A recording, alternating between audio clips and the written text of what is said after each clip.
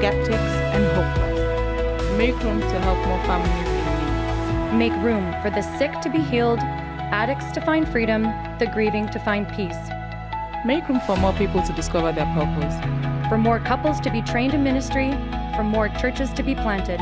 Make room for more students, for more connect groups, for more baptisms. For more community outreach, more homeless served, more parking spaces, more invitations, even more washrooms. Make room. Make room. Make room for more people. For more people, for more people to discover life overflowing. Life overflowing in Jesus.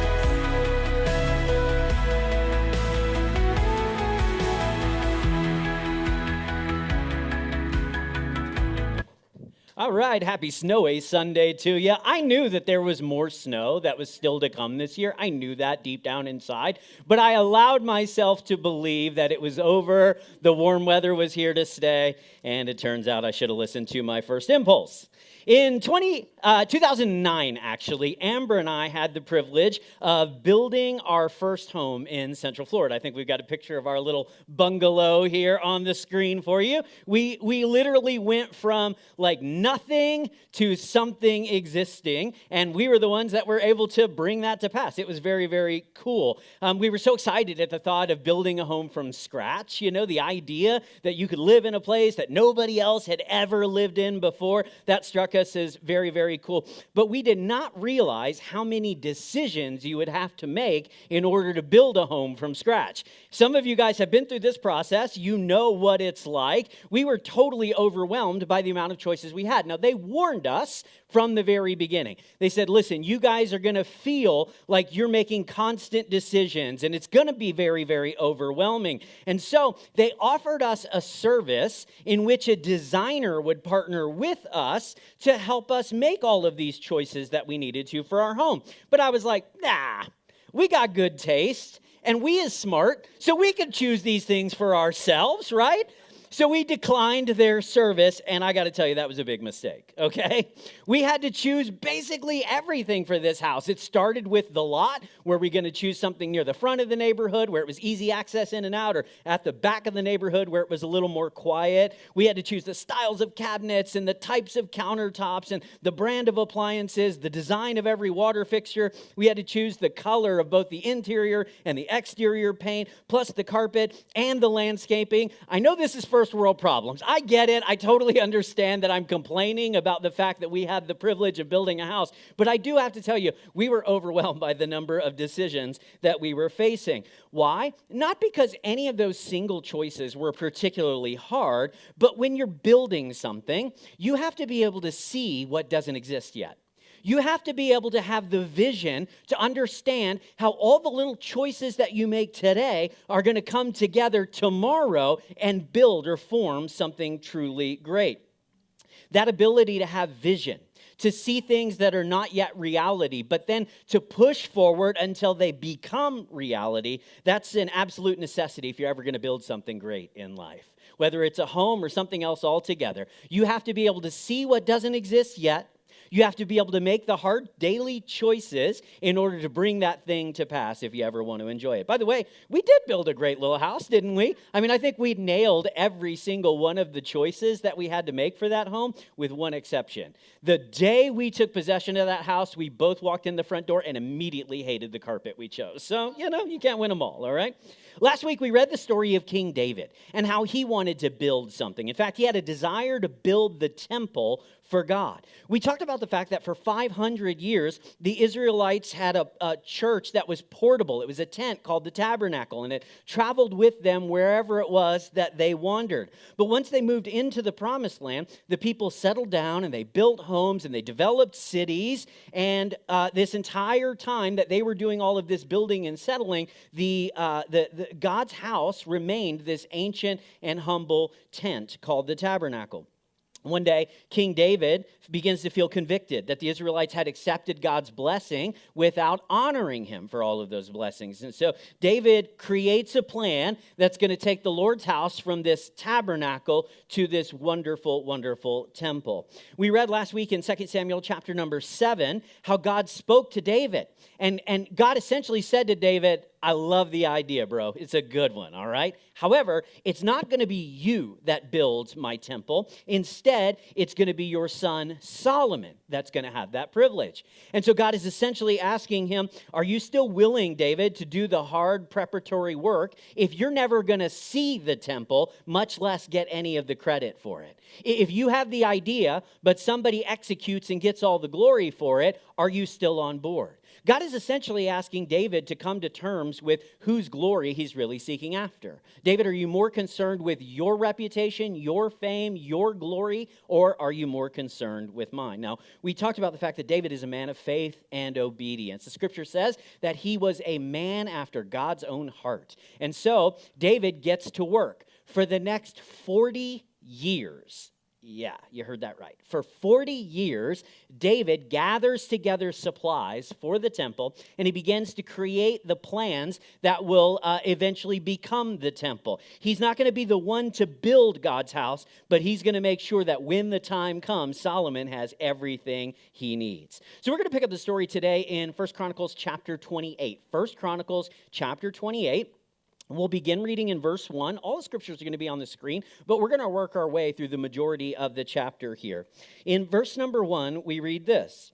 David, again, this is 40 years after what we talked about last week. David summoned all of the officials of Israel to Jerusalem, the leaders of the tribes, the commanders of the army divisions, the other generals and captains, the overseers of the royal property and livestock, the palace officials, the mighty men, and all the other brave warriors in the kingdom. David rose to his feet and said, "My brothers and my people, it was my desire to build a temple where the ark of the Lord's covenant, that is God's footstool, could rest permanently. I made the necessary preparations for building it, but God said to me, 'You must not build a temple to honor my name, for you are a warrior and have shed much blood.' God said to me, 'Your son Solomon will build my temple and its courtyards, for I have chosen him as my son, and I will be his father. And if he continues to obey my commands and regulations as he does now, I will make his kingdom last forever.' So now, with God as our witness and in the sight of all Israel, the Lord's assembly, I give you this charge. Be careful to obey all the commands of the Lord your God, so that you may continue to possess this good land and leave it to your children as a permanent inheritance." Verse 11, then David gave Solomon the plans for the temple and its surroundings, including the entry room, the storerooms, the upstairs room, the inner rooms, and the inner sanctuary, which was the place of atonement. David also gave Solomon all the plans he had in mind for the courtyards of the Lord's temple, the outside rooms, the treasuries, and the rooms of the gifts dedicated to the Lord. The king also gave Solomon the instructions concerning the work of the various divisions of priests and Levites in the temple of the Lord, and he gave specifications for the items in the temple that were to be used for service. David gave instructions regarding how much gold and silver should be used to make the items needed for service. He told Solomon the amount of gold needed for the gold lampstands and lamps, and the amount of silver for the silver lampstands and lamps, depending on how each would be used. He designated the amount of gold for the table on which the bread of presence would be placed, and the amount of silver for the other tables. David also designated the amount of gold for the solid gold meat hooks that are used to handle the sacrificial meat, and for the basins and pitchers and dishes, as well as the amount of silver for every individual dish. He designated the amount of refined gold for the altar of incense. Finally, he gave Solomon the plan for the Lord's chariot, the golden cherubim, where the wings were stretched out over the ark of the Lord's covenant. Every part of this plan, David told Solomon, was given to me in writing from the hand of the Lord. Then David continued, "Be strong and courageous and do the work. Don't be afraid or discouraged, for the Lord my God is with you. He will not fail you or forsake you. He will see to it that all the work related to the temple of the Lord is finished correctly. The various divisions of priests and Levites will serve in the temple of God. Others with skills of every kind will also volunteer, and the officials and the entire nation are at your command." You know, every time I read this passage, I kind of have to chuckle a little bit, because it seems to me like David might have been a bit of a control freak. If you were paying attention, David basically designed everything, and he handed it to Solomon, and he's like, "I can't build it, but you're going to build it the way I tell you to build it, okay?" Not only did he gather a ton of supplies, but he came up with the architectural drawings and the construction plans. He chose the interior decorating, and then he created the employee handbook for how the priests were going to function inside of the temple. Verse 17 says that David even designed the plates and silverware that would be used there in the Israelites' church. I'm going to tell you something right now. If Connect Church manages to find a new building, I'm not going to be the one designing it, okay? We'll leave that to Amber or people with better taste. If I do it, it's going to look like a sad man cave. But David, he was committed. He was going to make sure that everything was done just right. Now, I am definitely surprised and maybe a little suspicious by how involved David was in the preparation and even the planning and construction of the temple. But, this chapter, for all of its details and minutia, and it seems to kind of be like, I don't know, is all of this necessary? It really becomes a great reminder that building something great doesn't happen by accident. It requires careful planning. Does it dawn on you, like how wild it is that it took David 40 years to gather the necessary materials and to develop the plans to construct the temple? The Israelites seemed to know that they couldn't come up with some half-cooked idea and then expect everything to work out. So they were patient and they were thorough to make sure that they had everything they needed, they could finish what they started, and properly honor God for who he was and what he had done. Jesus himself spoke about the importance of this particular mindset. There was a parable that he told in Luke chapter number 14. In Luke 14, Jesus says, suppose one of you wants to build a tower. Won't you first sit down and estimate the cost to see if you have enough money to complete it? For if you lay the foundation and are not able to finish it, everyone who sees it will ridicule you, saying, this person began to build and wasn't able to finish. Now, Connect Church is not building anything as grand as Solomon's temple, okay? I don't think that it's going to take us 40 plus years to get into our next home. Amen. From our lips to God's ears, all right?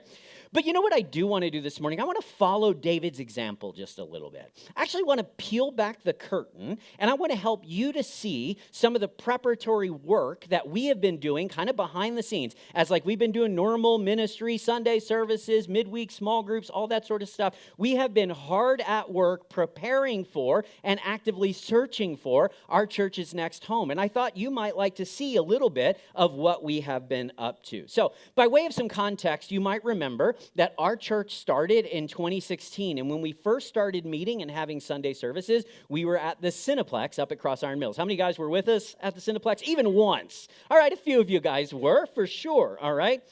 We were there from 2016 until 2020 when the pando hit. And once that thing came to pass, we lost our lease there at the Cineplex. These are some of my fondest memories of Connect Church. Those were hard days because we were just barely getting started, and every Sunday felt like make or break. Like if we had a bad Sunday, it was entirely possible the whole church would die. And yet it was really cool to roll into that theater and to work together to transform it into a place of worship and then tear it all down and, dream about the next week and new people that were going to come and brand new faith decisions. I mean, it was such a special time. But when we lost our lease there because of the pandemic, we had to go online. How many guys were with us during the online season? Okay, very few of you, all right? That was without a doubt the hardest time in our church's life. For 67 weeks, more than a year, we only had online services with a handful of Sunday night gatherings sprinkled in at various churches that we could rent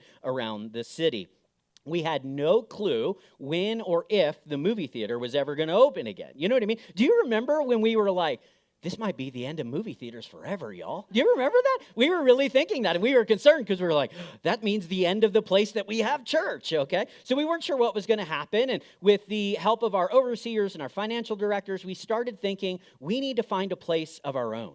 A place that we have access to full time, a place where somebody can't cancel the contract and say, no, you guys can't have service here right now. And so we began the process of searching for our own space. Obviously, we eventually landed here at our current building. And, there's so much to love about the space that we are inside of right now. There was so much to love when we first saw it. Like, it's a nice building. Absolutely, right? It's in good repair. Everything is designed really well. We love that. It's easy to get to. It was within kind of the area of the city that we were looking in. The parking is tight, but it is manageable. Most importantly, we had a landlord that was willing to rent to a young church, which was surprisingly difficult. We had so many commercial landlords in this city turn us down and say, like, I'm not renting to a church. You're crazy, all right? So the fact that we had somebody that was willing to rent to us was a good thing. But we also know when we moved in here that this space had some pretty significant limitations, most obviously the overall size of the building. Pre-pandemic, Connect was a church of about 300 people on Sunday, and this auditorium seats 175 people. So we didn't know how many people were coming back, once we opened up services again, but we had to assume that everybody was coming back. Maybe a little naive. It didn't quite work out that way, but we believed for it, all right?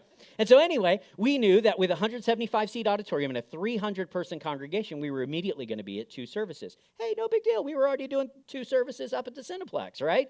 And then we thought, okay, we could conceivably do 3 services on Sunday here. And at 3 services, we could probably support 500 or 600 people on any given Sunday for our congregation. So this building, it seemed like a great and logical next step for us as we were thinking about our future. We understood when we moved into this building that it was going to be a relatively short-term solution for us. That as soon as we got to 3 services and 500 plus on Sunday, we were going to have to find someplace else.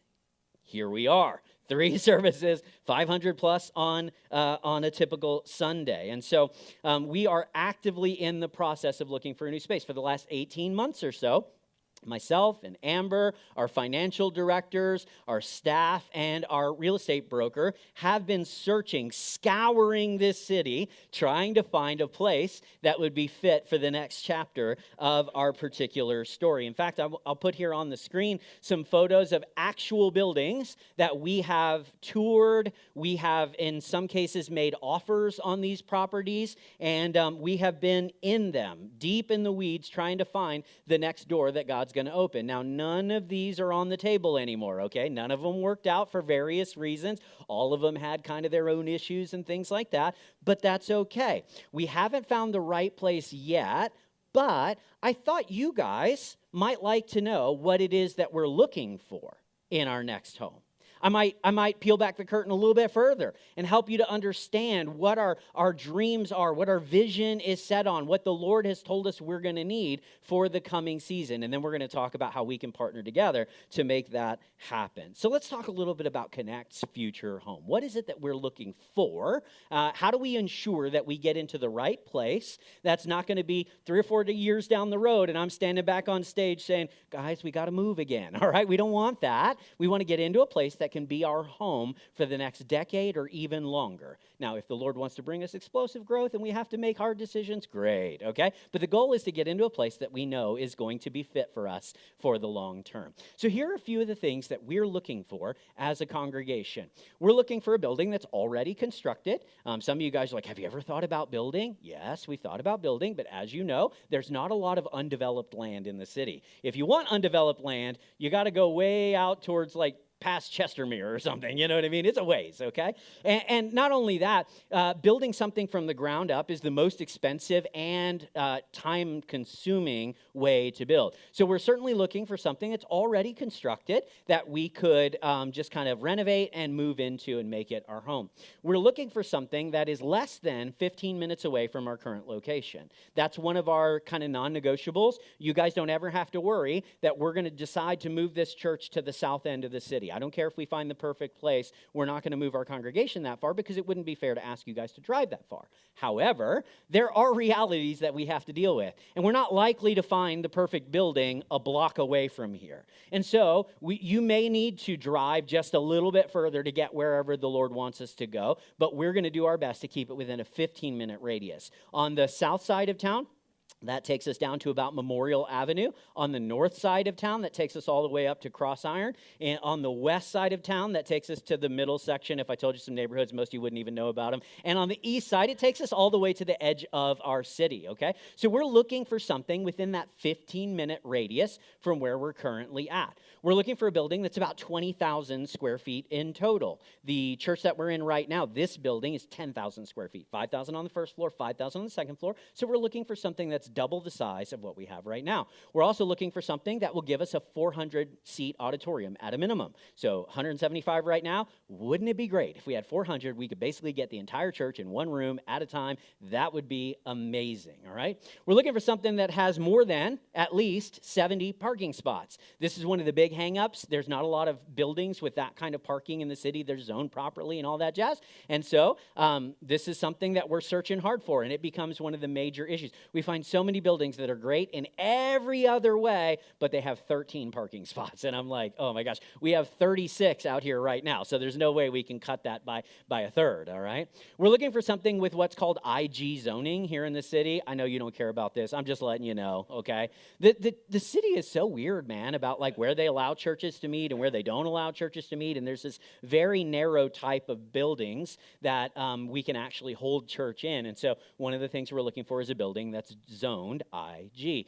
And then finally, the last thing that we're looking for is something with a purchase price in the realm or range of $3 to $4 million. Now, we are open to the idea of a long-term lease, but it's not our primary choice. That's not the first thing. We would rather own than rent, right? If we're going to put a lot of money into a building over the course of a couple of decades, then we don't want to continue to pay that to the landlord. We want to build that equity ourselves. And so we're looking to purchase, and what a building that is this size and in the repair we need and all that sort of thing is somewhere around $4 million. Probably. We might get lucky and the Lord will bless us with something a little bit cheaper.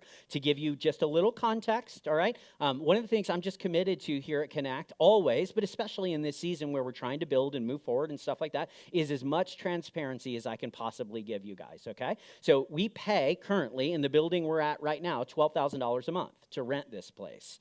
A mortgage in the $3 to $4 million range is going to be like $25,000 a month. So it's a significant increase in the amount of money that we would pay in order to get there. Now you say, well, Dan, there's no way, man. There's no way. Can I just tell you a quick story of your generosity and God's faithfulness? Okay. When we were at the Cineplex and we were just renting that bad boy for a couple hours on Sunday morning, we paid $4,000 a month. And when we found this building and we found out that at the time it was going to be $10,000 or $11,000 in rent, we were like, how? Like, our church is online. I don't even know if we have a church anymore. You know what I'm saying? Like, this is crazy. There's no way that we could double or triple the amount of money that we're spending on our facilities every single month. But we went to the directors. We prayed about it. We said, I believe God is in this. I know financially this is a massive stretch. But if God is calling us forward, he will supply every one of our needs according to his riches in Christ Jesus. And so our directors prayed about it. And I want to give them all the honor that they are due. They made the faithful decision to stretch and to say, yes, we'll take on the cost of this particular building, believing that God, through the generosity of his people, will take care of that particular cost for us. And you have. So when I look at a new facility and it's double what we're paying now, I say, whew, that's a lot, but God's done it once. Why should I doubt that he would do it again? Are you with me? God is able to provide for every single thing we need. Now, why do I share all of these details with you, okay? I share them for a couple of reasons. The first is, I want you to understand that when we talk about finding a new home for Connect, this is not wishful thinking.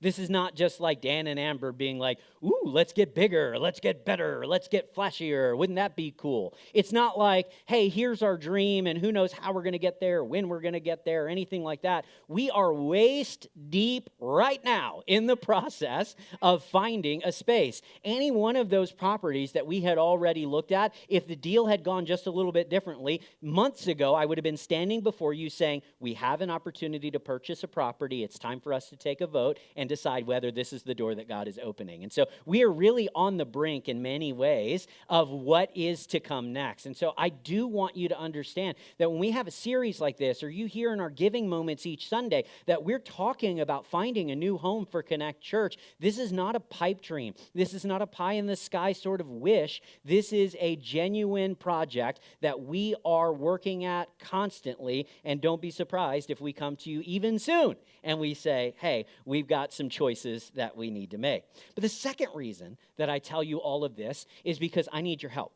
I need your help in a couple of ways. So first and foremost, I need your help in prayer. I need you as a congregation to support us more specifically in prayer. I know many of you have been praying, God, would you open doors and give Connect a bigger building? And that's great. That's an awesome prayer to pray. But now that you understand these sorts of details that we're looking for, you can pray specifically. You can say, not just, God, give us a bigger building, but you can say, God, would you give us a building that's at least 20,000 square feet?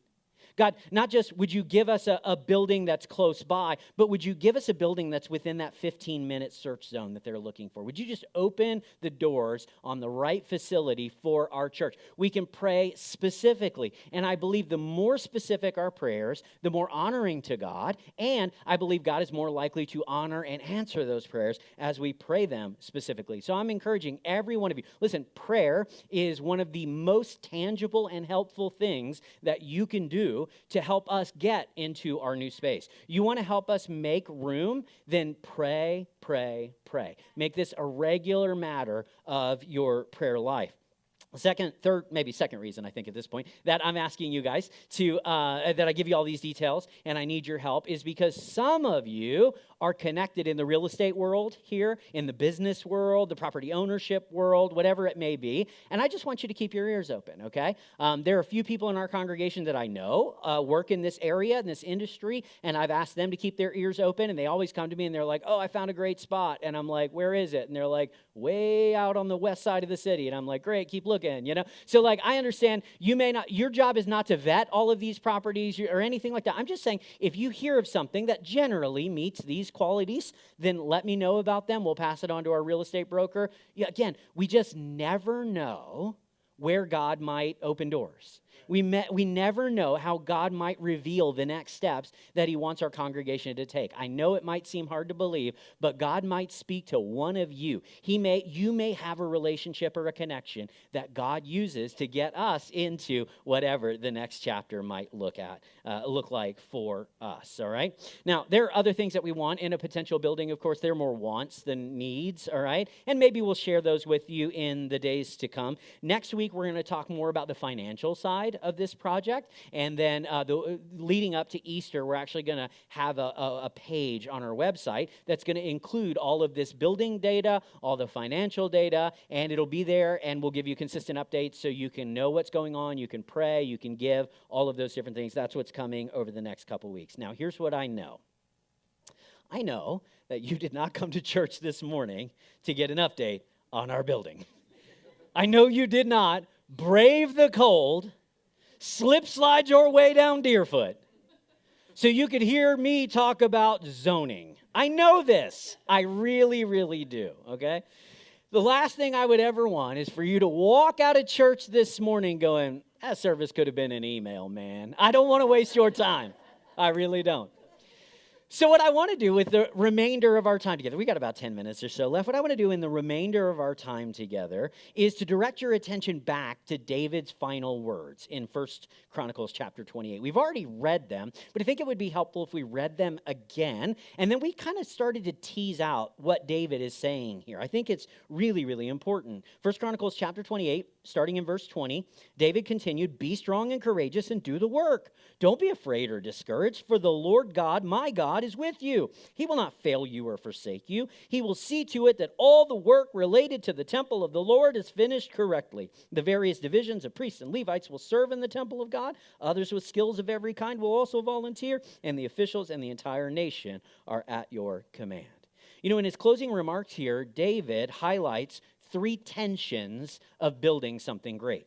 He gives us three tensions, three somewhat difficulties, truths maybe, that are not always easy to comprehend, but they nevertheless are reality. David gives us three tensions of building something great. And while David is speaking here specifically about building the Old Testament temple, okay, the wisdom that he gives applies to building anything of significance. These same three tensions will be present if you're building a great marriage. These same three tensions are going to be present if you're building a new house. They'll be present if you're building a strong family, if you're building a thriving business, if you're building a long-lasting legacy, the same three tensions that David talks about facing as they built the temple are present for us if we want to build something of significance in 2025.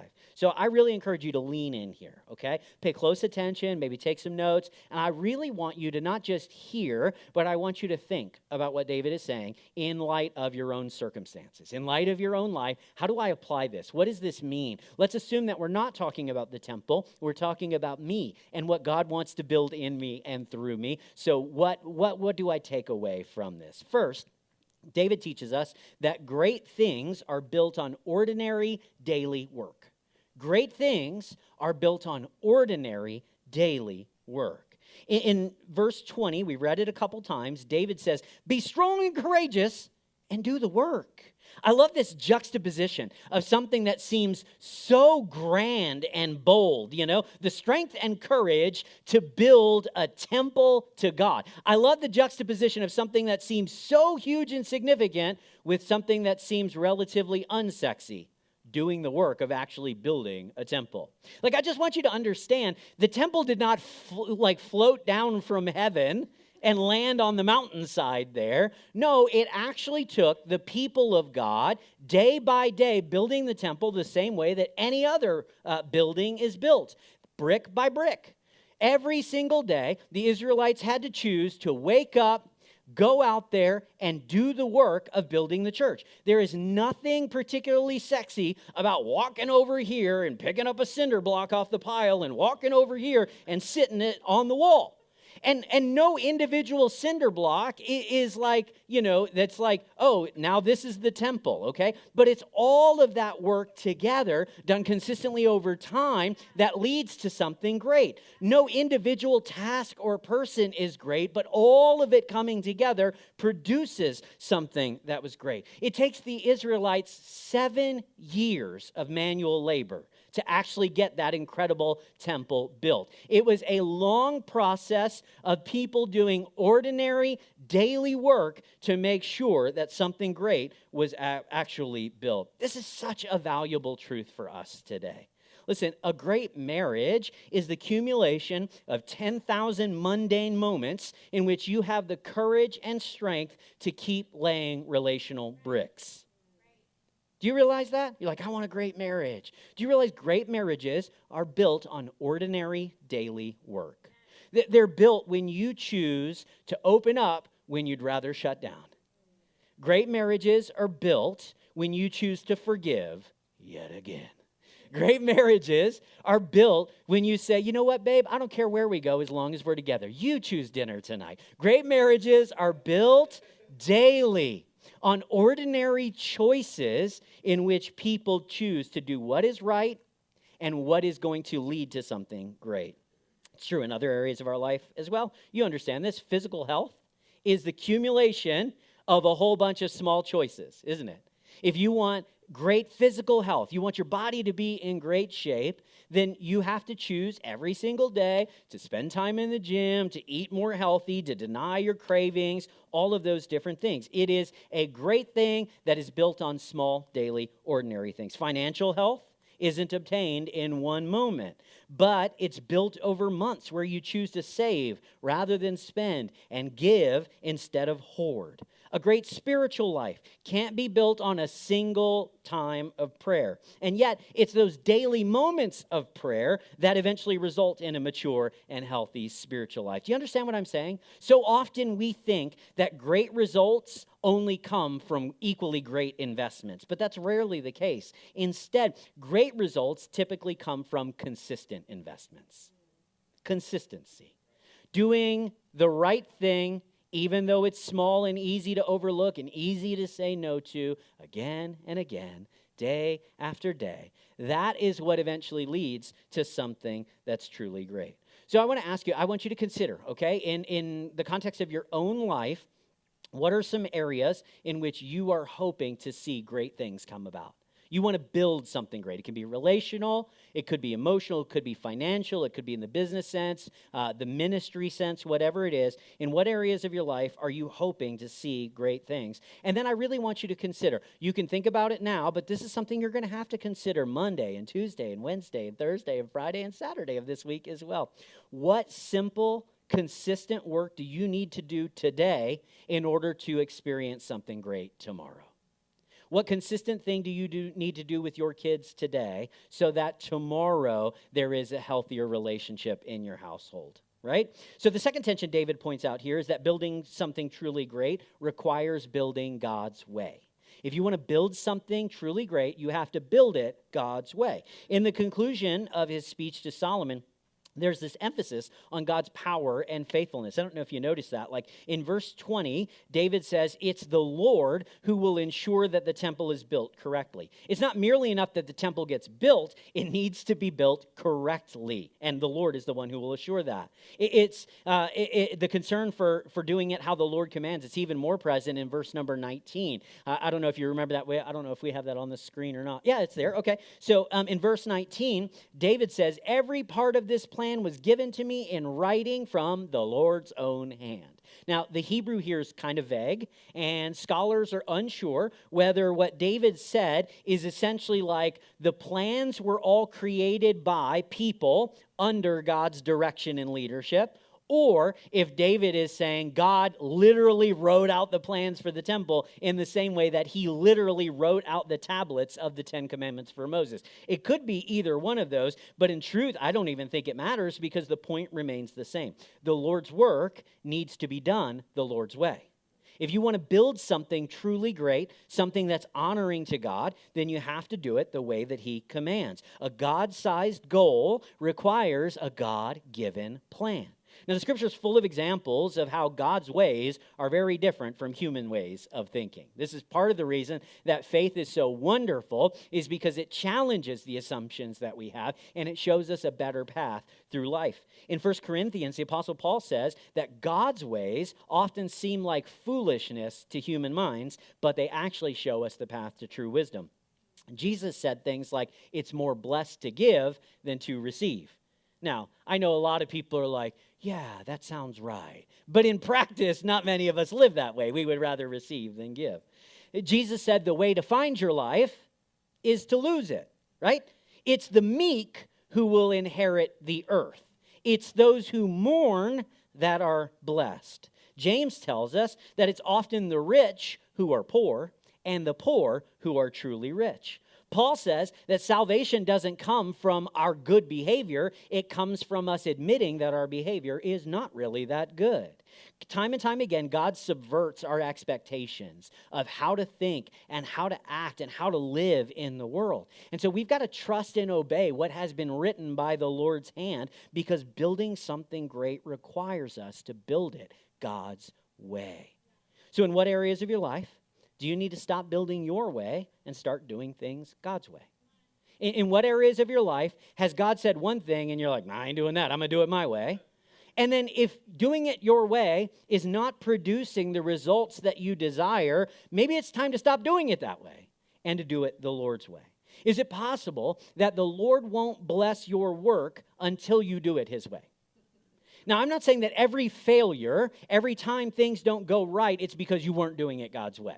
That's not my point here. But we all know there are areas of our life in which we are not doing it God's way. We've tried to do it our way, and we wonder why things are not working out. We should remember that building something truly great requires doing things God's way.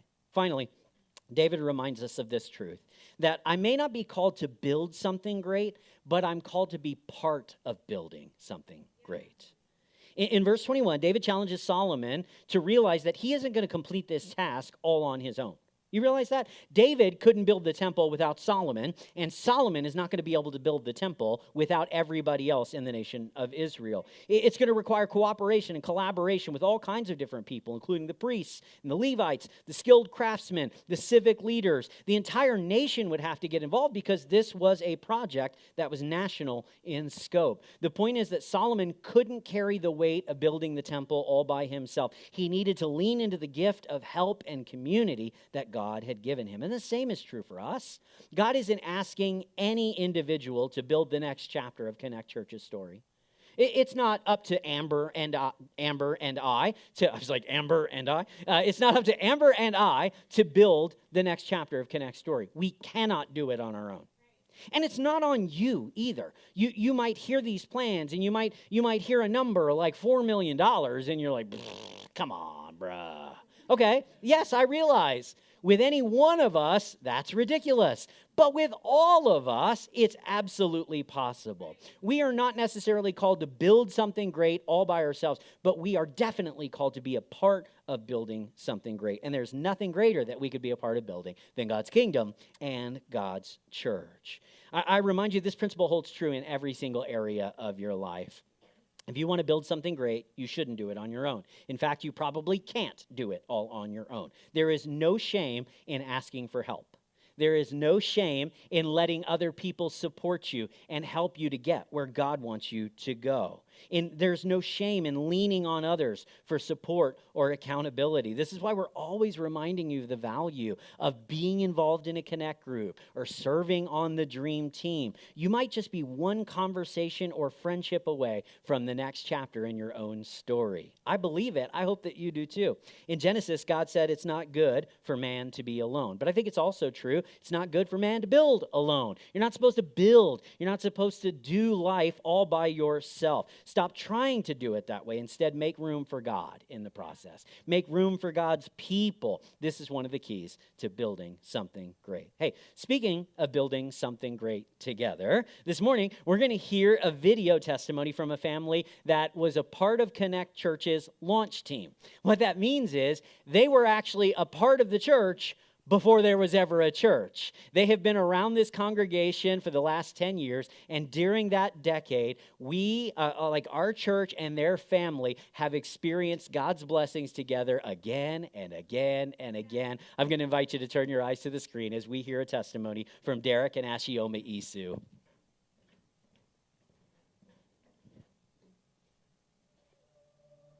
Okay, I would say unconnected, unplugged, and just living life every day as it comes, trying to do my own thing. And I just started looking out, but I wasn't sure what I was looking for. Try to relate with others as much as I can, but pretty much reserved, trying to cope with family, work, and everyday life in general.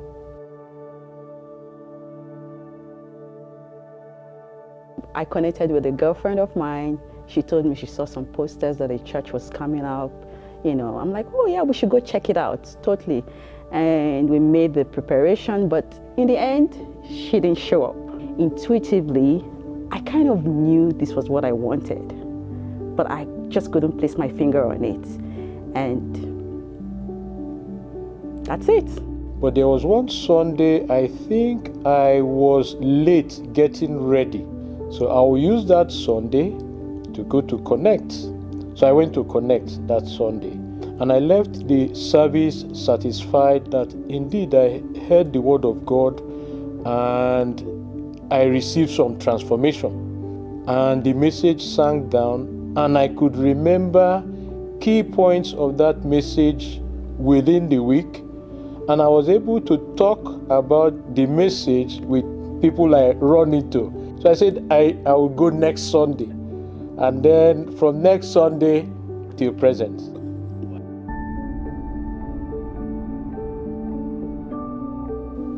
Okay, I have several instances. One would be when our baby daughter was born. She was delivered safely, everything was fine, but my wife was bleeding. And we were looking at ourselves eyeball to eyeball. And then either I called Pastor Dan or I texted him, and few minutes he arrived. And it was surprising. And we explained the situation and he prayed. And indeed the bleeding stopped. I knew I had stumbled into something awesome because the message was always simple, but yet profound and transformational. And ever since then, it's just been in my heart, impressed in my heart, because every time we come, it's blessing upon blessing, and it's something we look forward to every Sunday.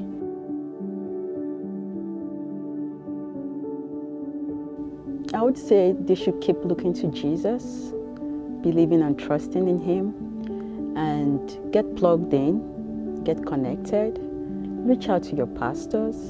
Our pastors are awesome. They're there.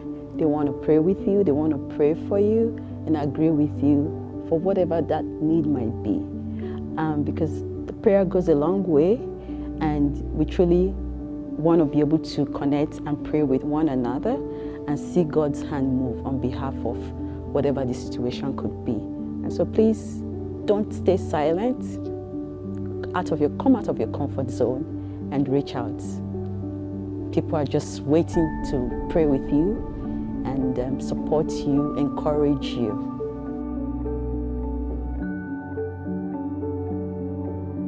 I just want to say that Connect is big enough. The room is plenty. We can't wait to welcome you, to receive you, to welcome you to the family of God, where we do life together. And there's so many people that need the touch of God, and Connect, as the name is just waiting to connect you back to God as well.